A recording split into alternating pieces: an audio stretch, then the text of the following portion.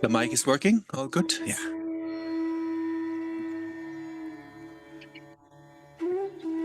Yeah, you can. It's fine.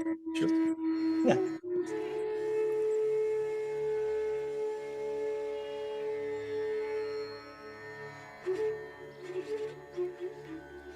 Well, good morning, ladies and gentlemen, dear friends.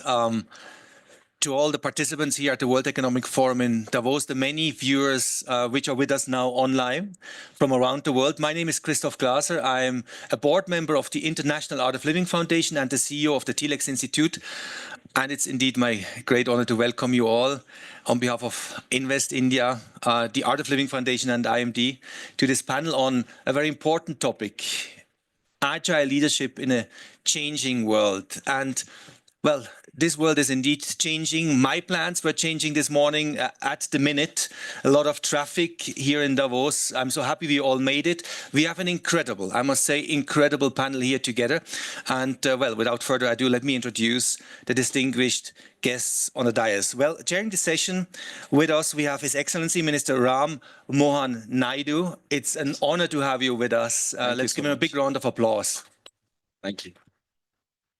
His Excellency is India's Minister of the Civil Aviation. The Honorable Minister is truly, I would say, an exemplary leader who embodies agile innovation and its core, leading this important ministry in one of the fastest growing countries in the world, economies in the world. His commitment to driving progress and his dedication to empowering communities reflect the essence, I would say, of agile leadership. It's great that you are with us. Thank you so much. Pleasure to be here. Yeah. We have with us Dr. David Bach, the president of IMD. Let's give him a big round of applause. Now, IMD, obviously, David, is one of the big prides of Switzerland. It's one of the highest ranked business schools in the world. If you look at the ranking of the Financial Times, it's MBA. It's the world's best, highest ranked MBA. And over the last 20 years, I believe, David, your business school has ranked in the top 6 business schools around the world. And not only that, I think David is a leader who brings together communities, who helps organizations to transform in a world which is indeed challenging. We look forward to your words. And once again, a big round of applause for David. Thank you. Now, we all wanted to be fast here, and we were in a traffic jam, and next to us there were some artificial dogs walking faster than our car was driving. And that's all thanks to Pablo. Pablo, thanks for having you. Pablo Jano. Pablo Jano is a global board member of DHL. Well, he is leading with his team a team of 600,000 employees. He's leading the e-commerce division with 40,000 employees. And there's a lot that David and his team is doing right. I would say better than anybody else. Ranking again as the best place to work, DHL is, and his division, e-commerce, I just read actually yesterday, Pablo, in 17 countries around the world, you're leading the quality of work with your division e-commerce. That's incredible. Let's give him a big round of applause. And well, without you, this wouldn't be possible. I know this is a hectic week. His Excellency, the Ambassador of India to Switzerland, Mr. Mridul Kumar, it's great to have you with us. Let's give him a big round of applause. I think I've experienced personally, you really exemplify, you're an example of diplomacy, but also of true heart-to-heart connection with whomever you work. I think you leave a mark of connection. And I know that you have been placed in so many destinations in the world. And truly, in preparation, I noticed you had to live agile leadership at its very core with your diplomatic skill, and we will hear more from you soon. Let's give him a big round of applause. Now, let's come to the topic, agile leadership. And I think we would all agree the world is changing faster than ever before. We can make the point. Back in 1920, what would you say was the average lifespan of an organization? If I may ask here in the room, what would you say was the average lifespan of a corporation back in 1920? 30 years? Actually, it was 67 years. Now we are down, and David will know it better, to 10, 15 years. It is believed that 95% of all data ever created on this planet was created in the last 2 years. And many of us are addicted to it, right? 40% of Germans are saying, I cannot put my mobile phone away anymore at night when I really want to. And then others say, yet, probably the world will never ever change as slow as it is today. And you can make the point here at the World Economic Forum, it's all about artificial intelligence. I just sat on a panel, they were saying, well, in 2030, 80% of the jobs will be jobs we don't even know yet today. Well, that tells us something on what's to come. So then what is Agile really at its core? Of course, we have to be fast. I experienced it this morning. I had to run to reach this session. But just being fast is not enough. Sometimes we run just out of ambition, out of greed, out of pressure. We need to combine speed with inner calm, with awareness, to take the right decisions, to be innovative, to be creative. And today's business is all about innovation. And there I'm so grateful, immensely grateful to the cultural heritage of India, who brought meditation and yoga to this world, because I think that helps us to find the inner stability in this crazy, crazy world. So let's hear more from the experts. And I would like to start, David, with you. Leading IMD, of course, you are taking organizations through change. You are shaping the leaders of tomorrow. And, you know, David, Gurudev Sri Ravi Shankar says that the wise ones neither get stuck in the old nor jumps into the new without awareness. They take the best of both and create something greater out of the old and the new. And so I would like to ask you, what does it really take to have agile organizations? Obviously, we can say to have agile organizations, we need agile leaders. We need leaders with an agile mindset. But how can leaders develop an agile mindset? How can we support them? How do you support them with your institution? And how can they foster such agility in their organizations while ensuring they contribute to the forums, the World Economic Forum's, for example, objectives, such as building a more inclusive and human-centered digital economy? David. All right. Well, thank you so much for the opportunity to be here. And you described a world of rapid change and the need for stability and inner peace and calm. And I think one of the reasons why we're so excited to work with friends and partners in India is because in many ways India represents this fast, dynamic economy. I was in Delhi in December. I met with business leaders and political leaders. But at the same time that there was this breathtaking speed of change, there was this sense of purpose, this unity, that optimism that we increasingly lack in Europe. So we're delighted to be working with so many friends and partners in India.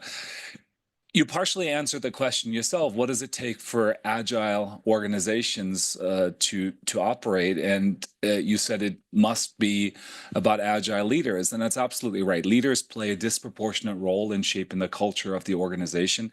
We can talk about some of the formal processes that you might use to make your organization more agile, but at the end of the day, if leaders don't demonstrate agile leadership themselves, if they don't make themselves vulnerable, if they don't empower, if they don't remain flexible, then you're not going to be able to achieve agile organizations. So we can talk a little bit more about what some of these attributes of these agile leaders are. I mentioned a few of them right now. But the important thing is, as you said, it is something that you can learn.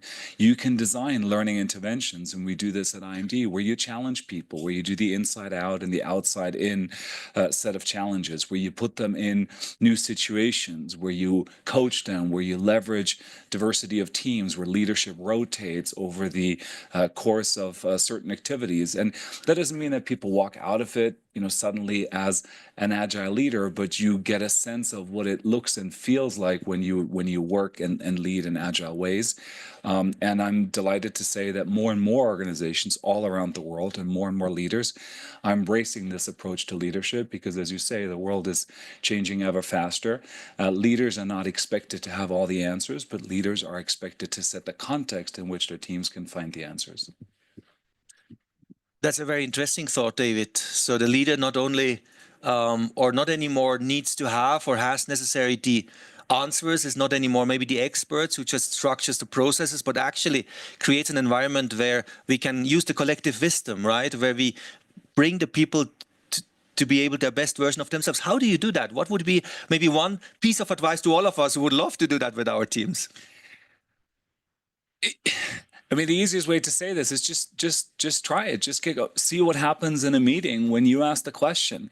When you come in with that kind of vulnerability and say, you know what, I don't know what is going to happen next. What do you all think? And then there are small symbolic things. I'll give you just a small example. I assumed this role in September, and I'm working very much on my own leadership development. And, you know, we have conference tables, and I make it a rule that I never sit at the head of the table.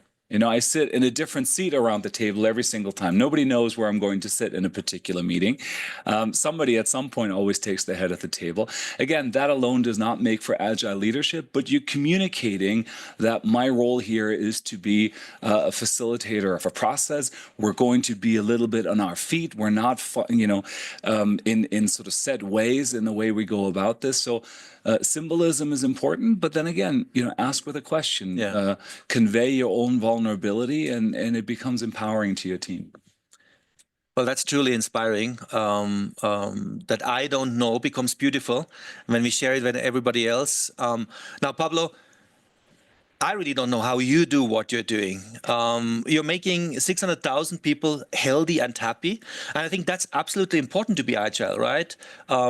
It's very difficult to be the best version of ourselves when we are stressed. And I have heard you many times saying that leaders need to live by example. I've heard you quoting that example of the oxygen mask, right? When we go to the airplane, we are all asked, in case of emergency, to put the oxygen mask first, because if we are not well, we cannot help others. Could you let us a little bit in? What are your core values at DHL? How do you do that? Thank you, Christoph, and thank you for the invitation. An honor to be here with all of you. So it started 20 years ago when we began asking ourselves how we can build a culture that will be irrespective of any changes, perduring and being resilient and adaptive. And that's why we ask ourselves, what is it? Not only that, what is going to change? It's very difficult to predict what is going to change with precision, right? I think that we are all masters of predicting what happened, but not, you know, that clear on what will happen. And that's why we ask ourselves, what are those things that we're certain that are not going to change? And that's, you know, where we began putting specific content to how we wanted to build the culture of DHL. Elements like respect and results, right? Those are two foundations that we deliver results without compromising respect. And then each of these ones, we took it to the next level of detail in order to understand when you go to a warehouse, how do you see that the manager, the supervisors are behaving with that principle of respect and result. Our purpose is connecting people, improving lives. Of course, we connect people through packages. We are very, I would say, analog company. We, you know, in the times of AI, we still deliver packages, right? And we will continue delivering packages for a long time, hopefully. So we connect people through that, but also we connect people through the daily interactions in our workplace, how we support the communities where we operate. That's why our purpose is 50% divided between what we do at work and what we do outside of work. How do we help the communities where we operate? I remember, you know, a long time ago, I was building houses for people in need in Latin America, and the local community member there was every now and then calling DHL, DHL, DHL. And we were all looking, you know, around saying, well, what's going on? It was a Saturday, right? So we were all building these houses with the help of the local community. And suddenly again, after 2 minutes, DHL, DHL, DHL. And I said, why are we calling DHL, DHL, DHL? I was in Spanish, right? DHL, DHL, DHL. And it was, one of the dogs was named DHL, DHL. Because one of the couriers in that community was working for us. And that's, you know, what, you know, it's magic about engaging and helping these communities. And that's, you know, how we think about what is not going to change and how we can operationalize it. Every company can have in their manifesto, in their PowerPoint, all of these principles. The key is that then how do you take it every day, everywhere, by everyone, and that's where the operationalization of these things is also as equally important as starting at the top, defining these principles. Then how do we put in place elements for making it happen every day, everywhere. So I'm going to stop there. Maybe I answered the question, the second question that you had about the mask. You want me to answer it now or later? Yeah, it would be super interesting. Okay, because I'm going to keep it brief so as to give the other team members time to talk. But yeah, you and I have discussed, I have this mantra, which is, building on the safety briefing that you have when you go on a plane, that, the safety briefing talks about you need to put your own mask first before helping someone else. And that is a mantra and a principle that we also embody very much in the company, which is if you don't start every day putting time to put your own mask first and check in how you're, from a physical, mental, spiritual point of view, and sometimes could feel a little bit selfish. I'm pretty sure that if you ask the average person attending here, the World Economic Forum, how many do start the day by spending, some time for themselves? Maybe there might not be that many. And that's a principle that, again, is very important to make sure that we need to be first ourselves in a good place in order to help other ones. I couldn't agree more. I think I'm reminded of Sri Ravi Shankar saying, if we want to manage others, we first need to lead ourselves. And I think that's very complex. I mean, every day, all of us, we have about 6,000 thoughts. Neuroscientists say, and none of these thoughts are knocking at our head and asking, can I come in, right? Suddenly they are there, and then self-management starts. Well, I think, Your Excellency, you have a lot of management this week. Many ministers, chief ministers have come to Davos. And it's great that you're here with us, nevertheless, in this session. I would like to ask you, as nations collaborate on shared global goals, the World Economic Forum obviously highlights the importance of diplomacy and partnership.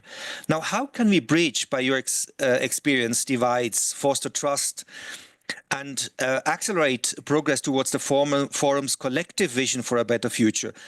Would you maybe like to share, is my request, any of your personal experiences in diplomacy where agile leadership helped in achieving an important goal? Very good morning. Thank you, Christoph, for coming up with this idea of having this session. And we are very delighted that we have Honorable Minister from India. He's the youngest minister in the Union Cabinet. And I think Indian civil aviation is on the right path under his guidance and leadership. You have another extraordinary thought leader in David, whom you have invited here. Thank you, David, for coming here. And of course, Pablo, you are leading by example. So we are very lucky to have this wonderful panel here this morning. And I'm also very delighted to have this partnership with IMD and your good self. And of course, the art of living. How do you see agile leadership? Is it about reacting to situations, foreseen, unforeseen, and making the best out of it, giving a very, very nice answer to the situation? Or is it about looking at that entirety of situation with awareness, as you described yesterday, the awareness of how we are operating, in what environment we are operating, and then anticipating, planning, and looking at, in a forward-looking manner, finding genuine solutions to the challenges that we all face. And this is a collective effort. I'll give you, for example, I'll talk about something which we started in India as an experiment, but it created a huge digital infrastructure, which is one of its kind in the world, and which has now become a gold standard in terms of giving service delivery by the government to our people. In 2009, we started the process of building a biometric database for our entire population, 1.4 billion people. This is by far the biggest exercise undertaken by any country in the world to map the entire population. Now, why do you need to map the population? Our leadership at that point in time thought that unless you know the quantum of the problem, you cannot find the genuine, good, efficient, workable solutions. So we started this process, and it was taking a bit of a time because our people are all over the place, and to have biometrics done for everybody and putting this database, which is with 7 layers secure and not penetrable, was a huge, tremendous task. Came 2014, and we have this extraordinary leader in Prime Minister Narendra Modi, and he thought that it's not only Aadhaar that we need to do to get the database. What do you do with the database at the end of the day? So you have to have an instrument, and you also have to have a purpose. So one of the purposes that came to the mind of our new leadership at that point in time was how I deliver my services. So, for example, the direct benefit transfer, the provision of subsidies to the poorest of the poor. Now, there was a lot of pilferage, a lot of inefficiency embedded into the system, the way the system was functioning. So the purpose was how we transfer that subsidy direct from the government exchequer to an individual's account who is most vulnerable part of the society. And you will be surprised that the poorest of the poor don't have bank accounts. So he decided that I will have each and every household having one bank account, even if there is no money in that bank account. And what happens is once the bank accounts are open, then we will transfer the money directly without having any bureaucratic hurdles in between. So you can believe that 500 million bank accounts in a span of 6-7 years was one of the most stupendous tasks that any country has undertaken. And this is by far the biggest exercise on financial inclusion.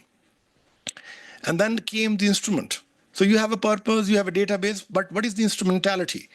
And we were very lucky at that point in time. We had the advent of cheap mobile phone telecommunications. And again, India is the leader in that system also. We have by far the cheapest rates of telecom in our country. So we have, at present, we have 750 million smartphones, 1.2 billion mobile phones. And now you have the instrument at hand. And of course, our creative energy, which comes from the state of Telangana and Andhra Pradesh, Hyderabad, for example, more in particular, they started creating those smart apps.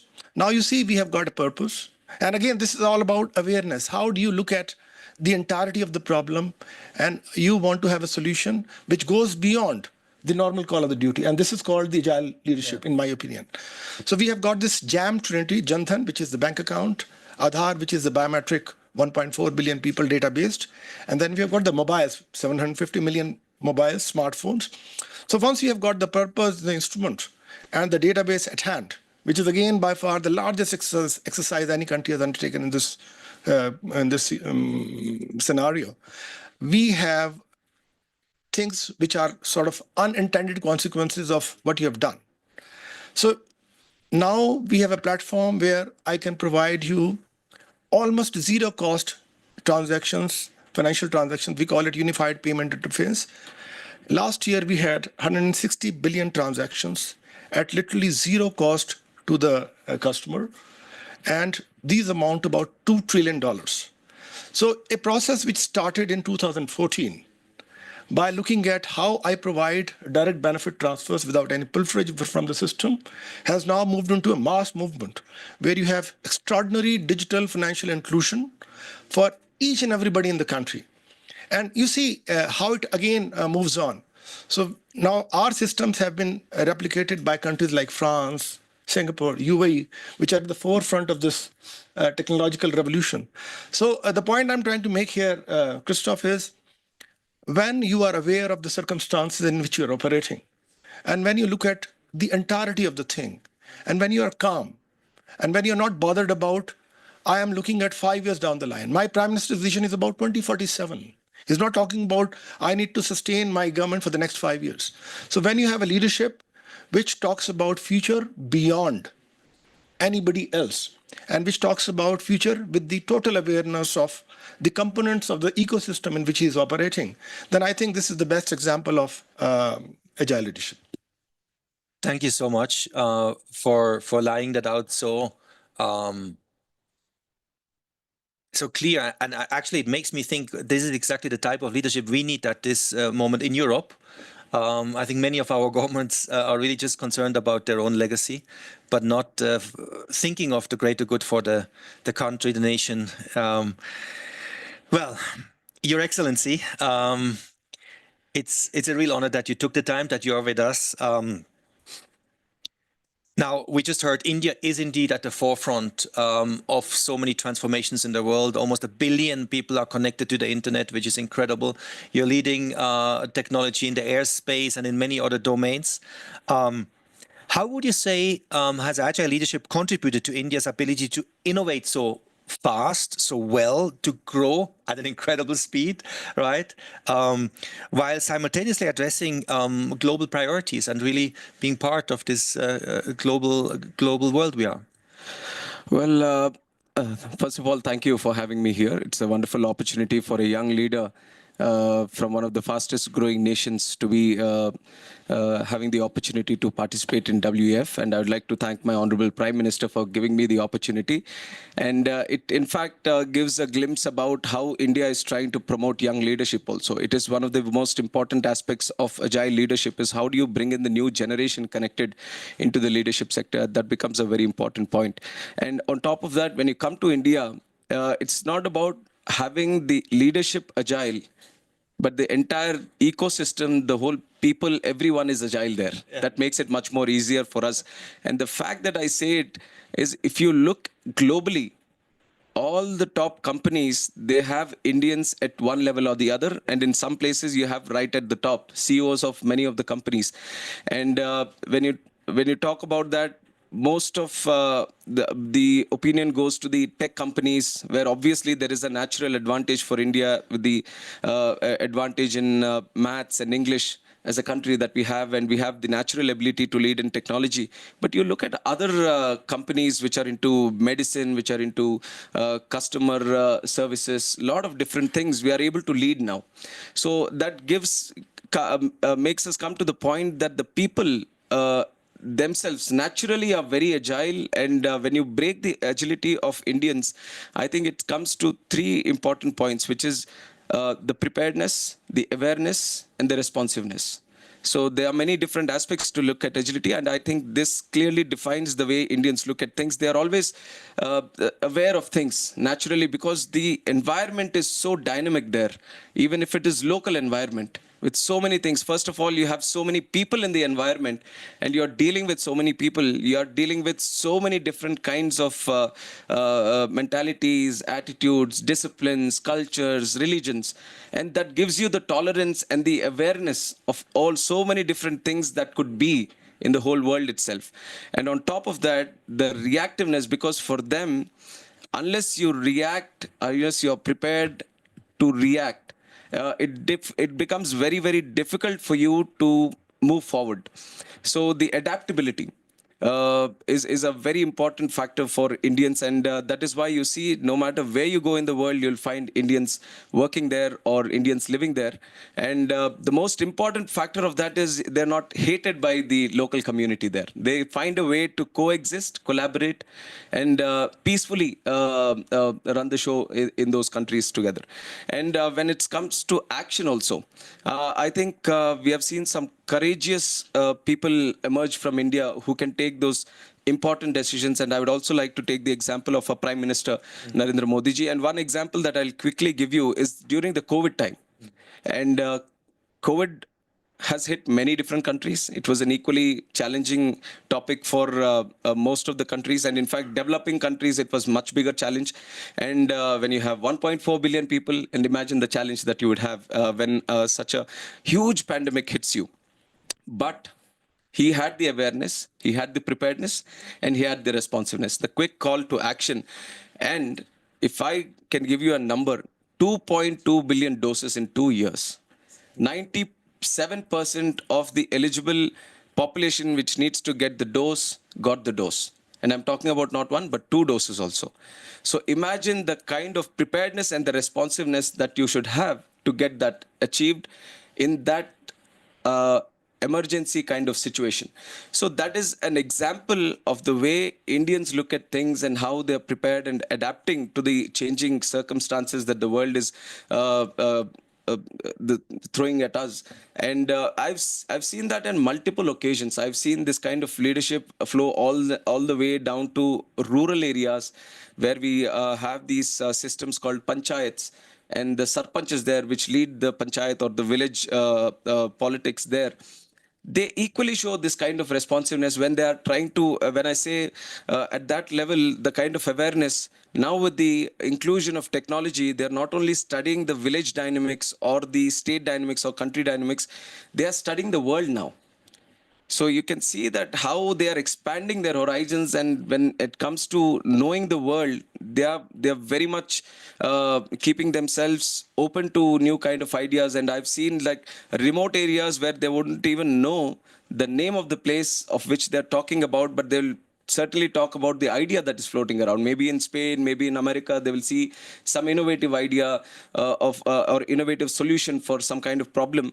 So the kind of opening up to the world and the challenges the world is facing through and trying to know from them, I think this is an advantage that we not only have today, but we are going to have for the future generations also.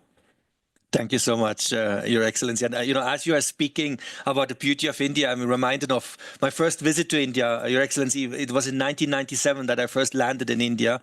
And I will never forget these impressions of this vibrancy, exactly this energy, this awareness that really is this country. And I think we have lots to learn, especially here in Europe, from India. Now, the topic of learning, David, is your topic. You're helping leaders to grow. You travel frequently. You said you came from India to Davos. What would you say can we, as the rest of the world or as Europe, learn from that great cultural heritage of India, the philosophy, the knowledge of India, and the way Indian leaders today transform the world? One of the reasons why we're so excited about our work in India is because IMD, much like Switzerland, very much sees itself as a place that convenes and a place that connects. Right, our success is to be connected to influential leaders, transformational enterprises, learn from them, and then distill some of those insights and make them available. What we see in India is a really compelling combination of an embrace of globalization at the same time, with the recognition that your identity, your civilization is yours and anchors your activities. If you just go back a few years, Davos very much represented a view that the world was moving towards one particular point. We had some combination of neoliberal policies, Western management styles, certain types of policies, and one way or another we were going to converge, and everything that was counter evidence was just a bump in the road. I think what we have realized is that that is not the path that we're on. The different parts of the world are developing differently, and that richness in itself is a source of innovation and growth. And so what impresses me about Indian leaders is that they can adopt these and strategies as opposed to or strategies, yes. Right? The debate that we have right now in the United States is all about, America first, returning inward. What impresses me about India is the simultaneous embrace of the world, Indian enterprises that are leading, Indian leaders that are heading up global companies in the way we've been discussing, while at the same time being very much mindful of the richness of heritage, of tradition, of ancient civilization that you can draw inspiration from. And I think many of these practices are going to be important for leaders going forward. At IMD, we start many of our programs now with meditation in the morning. You referred to it before, probably you spoke about it also. So again, this ability to learn from others, to absorb, and to come up with a version that works for you, that combines the best that you can find in yourself and around the world is truly distinctive. Oh, super. Now, dear friends, in preparation, I was thinking, well, we have this illustrious panel. We have the benefit of these people. And I'm asking all these high-flying questions, but can we maybe learn very directly and personally from them? And so I decided, my team was not sure whether it's the right decision, but here I'm coming. I decided to ask a couple of personal questions. And looking at you, Pablo, I know you since a couple of years. Whenever I see you, you seem to be relaxed. You seem to be calm. And I would like to know, what is your recipe? I can tell you, David, you alluded to the topic of meditation. I every morning practice some breathing and meditation. But what is your recipe? How do you find your inner calm? Thank you. So I wish it is all the time, but it's most of the time. There's no secret, and I think that it's it starts with, again, what I was saying before, putting my own mask on first, checking in to see, how am I doing from a mental, physical, spiritual perspective. I plan my days very carefully about where I can spend time doing that. So even when I travel, my entire calendar is put around making sure that I have time for that. Doesn't need to be, many hours. It could be 5 minutes only or so. But it's that awareness. It's that awareness of making sure that that is happening. It's the ability to be present, enjoying every single, of course, moment. A lot of things, to be honest with you, are things that I picked up from the India culture. So I visited also India 20 years ago. The entire element of gratitude that you see every single day that you go in India is mind-blowing. I grew up in Argentina, live in the US, a little bit in Europe, and when going to India, it's different league, right, in terms of how everyone is so thankful for everything that they have and doesn't need to be too much. So those are the type of things that I try to embrace every single day. Maybe also building up on that, what I think that is a key ingredient that India has, and that's why we are so positive about the India future, is of course our fundamentals of the infrastructure and the fundamentals of the people and population and size.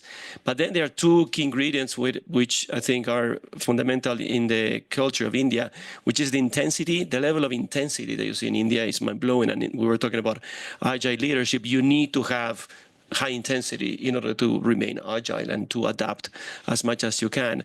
And the second is the intention to progress. We have never had any issues in India when proposing things to either local governments, national governments, about developing new operating models, partnering. We have just partnered with the New Delhi Metro Rail to deliver parcels from the Delhi airport to Delhi city with the train. And it was honestly was a 5 conversations, and that's it. It was, and we are already doing it. So the willingness to progress, the intensity and the intention to progress are two key ingredients that I believe that will make India and will continue making India a superpower. Yeah, no doubt about that. I believe, Pablo, as a soccer fan, you were definitely pleased also to hear that even Lionel Messi is doing mindfulness and meditation. So it has really even entered the field of sports. Now, talking agile, as an ambassador who has served in many countries such as Iraq, I believe, around the world, you need to be agile. You need to find yourself comfortable in different places, connect to different people at a very fast pace. What would you say, is there one recipe which has helped you to be able to really feel home and being able to operate in so many different diverse cultures, Your Excellency? Thank you. I have the extraordinary distinction of being in Iraq when ISIS was in charge of the country. I also had this extraordinary distinction of being in Yemen when the entire country was in shambles with Saudi Arabia, Houthis, UAE, and the rest of the world fighting in that place. We did some good things. In fact, Operation Rahat, which we conducted in 2015, became a gold standard in terms of evacuation of people, nationals in distress, stuck in warlike situations. And in that operation, we took out about 4,800 Indian nationals. And in addition, almost 2,000 foreign nationals, including from P5 countries. India was the only country at that point in time which could talk to the two different warring factions. Even United States, all the P5 countries, they requested us that they can't go in and please take our people out. So this is one example. But now how it happens. The point is how it happens. I traveled from Baghdad to Kabla on road, and you have checkpoints. There were 40 Indian people who were held hostages, so to say. They were killed, actually. Eventually, we discovered that after 2 years. And I was there to negotiate with the friendly ISIS. So these are very difficult circumstances in which you operate, but at the same time, if you know your purpose, and you were talking about the peace, I should say, how do I look at peace and how do I see the purpose connected to my inner peace? So the peace is not something that you look for. You have your inherent state as being blissful, and we call it in our tradition Satchidanand. Sat is the essence of it, the truth of it. And Chit is the consciousness which prevails. And we're all connected with the same consciousness. And bliss is your inherent state. So even in the most trying circumstances, where you don't know that after 1 kilometer of traveling on those ISIS-infested roads, you can be killed. And you have that your purpose is not about saving your life, but your purpose is saving the lives of the 40 people who got stuck there. Then you have this clarity of mind, and then you already have discovered your inner peace without making an effort about it. So I think day before yesterday, I was meeting somebody in the Congress Center, and they asked me, what's your bucket list? I said, I'm emptying my bucket. I'm not putting more things into my bucket. So the point, again, I'm trying to make is, when you have this clarity in your mind, and when you understand things with a degree of awareness, exposed to the toughest circumstances ever that one can be put into, then I think it becomes much easier to deliver without attributing good or bad to it. Because if you look at my leadership right now, how come they are able to achieve things which no other country has been able to achieve? This is because they are not attributing any good or bad to it. They have a purpose, a clear vision, and they are directing the energy of the youth dividend that we have. We have about almost 50% of population below 35 years. So this is bubbling population, bubbling with creative energy. And what is being happening in my country, again, through this awareness, through this inner peace, we are converging those creative energies into a direction where India becomes not only much more prosperous, India becomes a force of global good. Your Excellency, I will definitely remembering this idea of emptying the bucket list. It could bring me more to the present moment. That should be nice, I think. And that makes us agile when we are really present, right? That's when we are aware of the context and ourselves and the others. Now, I wanted to conclude before we open the floor to questions with you, Your Excellency, the Minister. You mentioned it.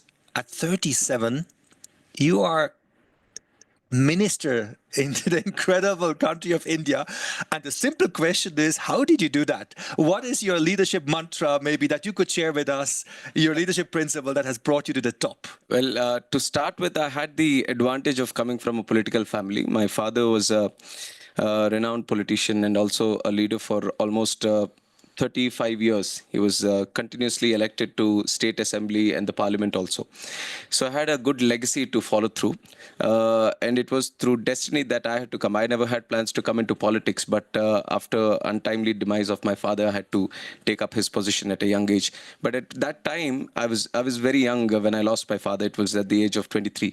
So I had the love, I had the blessings of the people that loved my father, and they all wanted me to continue. And I had the choice right in front of me. Do I take it up or do I not take it up? And being young, being educated, I thought this is something that the youth of the nation, when they're given the opportunity, they have to take it up, no matter what the circumstances, no matter what the situation is. So at that point of time, I made a decision that I have to try at least. There is a big opportunity that is being presented to me. And in fact, as a youngster also, you would always want more young leaders to come in. So when the opportunity is at your doorstep, I thought it's you have to take it, and I took it. And I just followed the mantra my father has been following, which he had a very illustrious and successful career with the people. And last 10 years, this is the third time member of parliament. I'm the third time right now. I won in 14, I won in 19, and now 24. So a lot of people don't realize that I already have 10 years experience. In my own party, I'm the senior most member of parliament I have. So it's thank you for that. So, but I see the landscape of the whole Indian scenario is changing. People are realizing the power of the youth and the need of the youth to take up the challenges and come forward. And I am one of the examples for that, where the leaders, let it be from my party, chief minister or the prime minister, they all have been very encouraging in my journey all throughout. And as a personal mantra, the way I have seen politics, or the way I've done things, I've always tried to maintain my own personal bank account, just like a physical bank account, and it depends on give and take. Just like credit and debit, I have my own give and take here, and it's what I learned from my father, my immediate society, my parents, is that you should give more and expect less. So I always try to maintain that plus in my bank account of giving more. I think the last 10 years, no matter what I did, I always boiled it down to having that plus in my mind. And no matter if it was a person, it was an organization, how much can you give to them? And that really gave me a lot of satisfaction and a lot of courage to move forward. I think that was very important for me internally. And going back to what was earlier discussed also, in terms of agile leadership, being agile as a person, we are talking about awareness. Much was talked about the physical awareness, knowing what's going around the world, geopolitical situations, technological disruptions, climate changes. But what is also equally important is to be aware inside yourself, how you're changing, how healthy you're being, mind, body, and soul.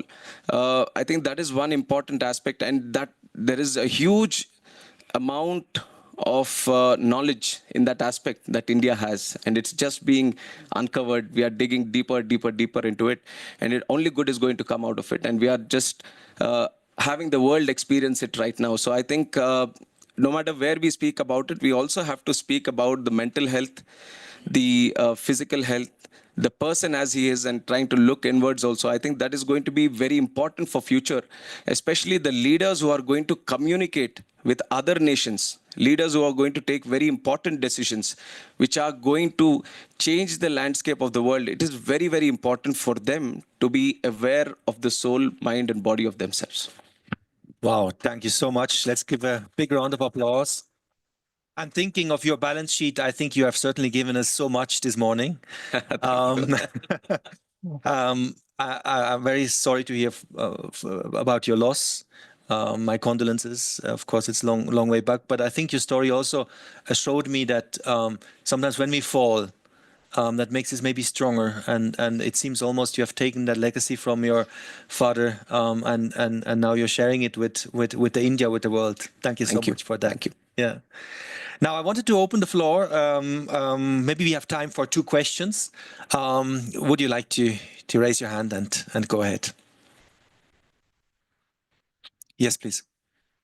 Yeah, I'm Shrikesh. To anybody in the panel, I just want to ask, individual leadership is one thing. How do you see agile leadership at a national level, or as a country level, as a whole, as a nation as a whole, or a country as a whole, instead of any individuals? So, any thoughts on that? Thank you. Well, he's my personal secretary, so I have all the time with him to answer that question. So the challenge is right with you. Let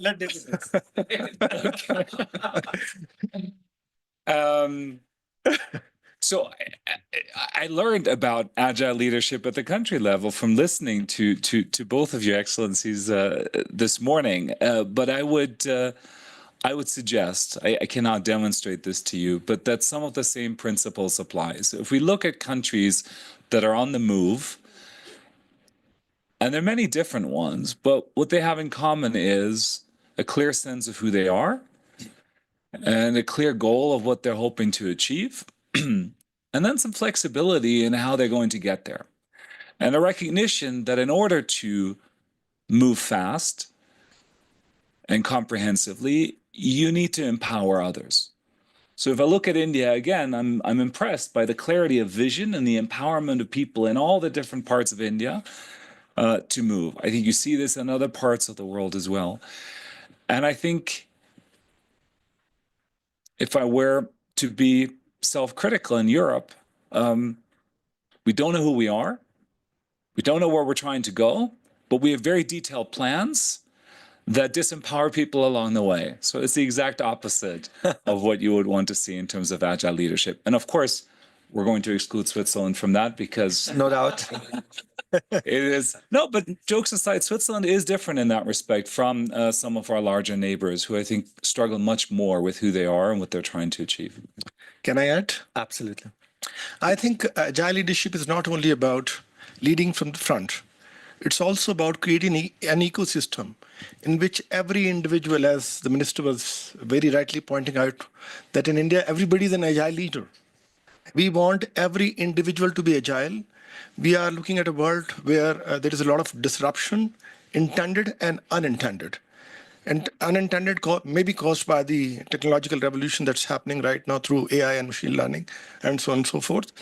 But the agility of a national leader lies in making sure that the people whom he's leading are also thinking in those direction, and their energies are converged into this larger purpose that he has understood through the awareness that he has.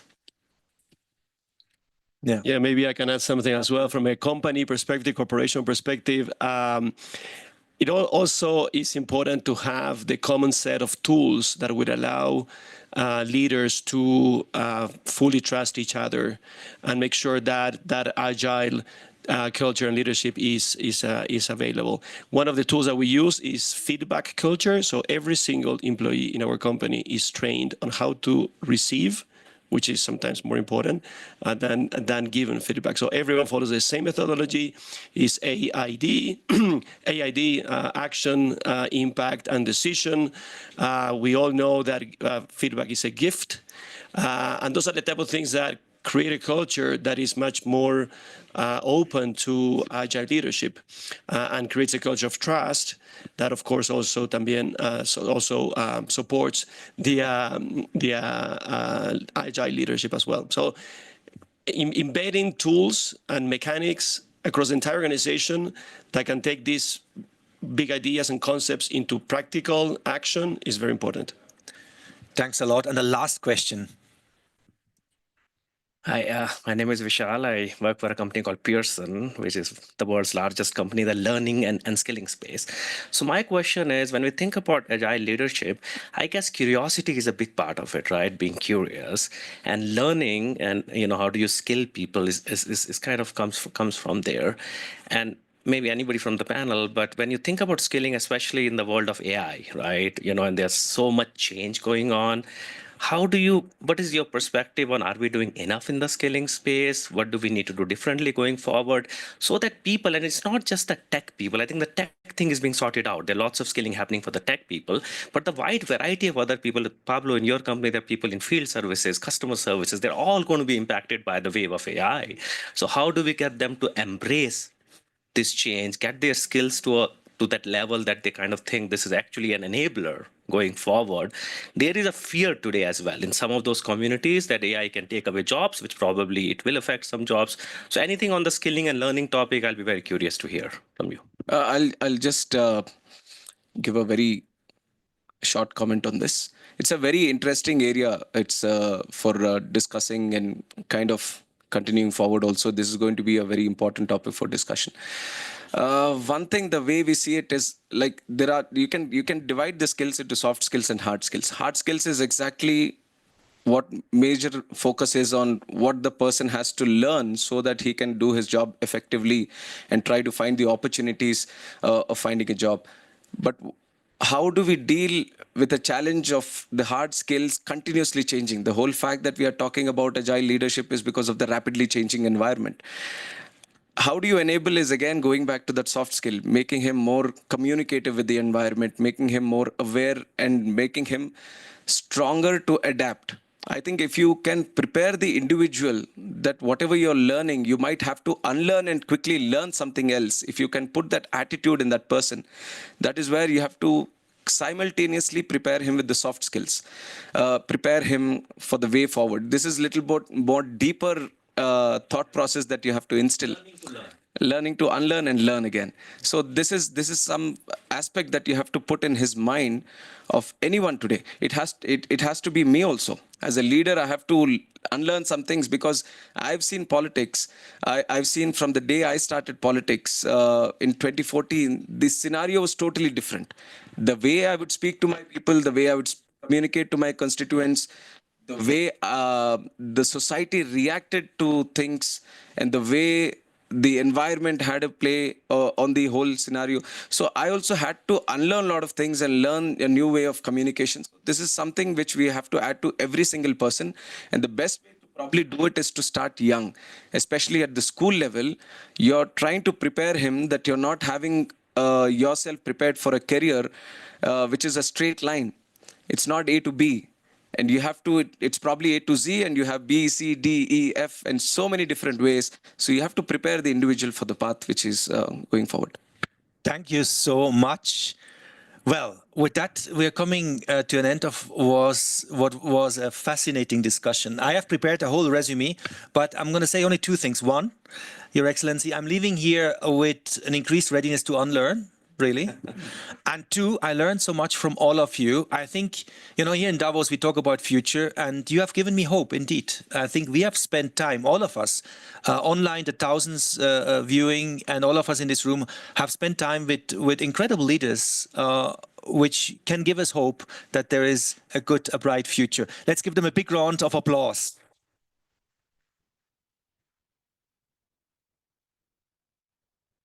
And maybe we can stand together and take a picture. No, wait a moment. I have now, in all this excitement, I have not thanked the people I need to thank. I want to thank the Embassy of India here in Switzerland, and want to thank Sunita and Invest India for an incredible contribution. Jessica and the whole team, incredible, really. I want to thank IMD, Delia, for putting all that together, and the Art of Living Foundation and its team, the tech team, Ewald, Filippo, Vanessa, all the team. Thanks a lot. So. Also.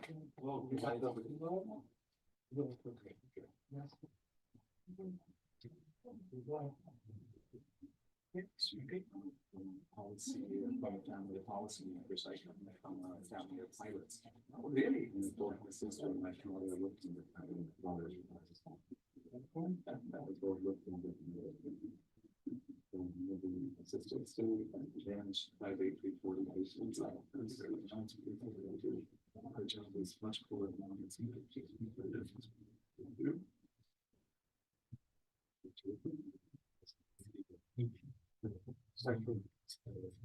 Then let's smile and take a picture. Can you look at me, please? Thank you. I just want to cover this water. Thank you. Thank you. Thank you so much. It's wonderful. Thank you. Wonderful. Thanks for letting you know. Thank you. Thanks for you.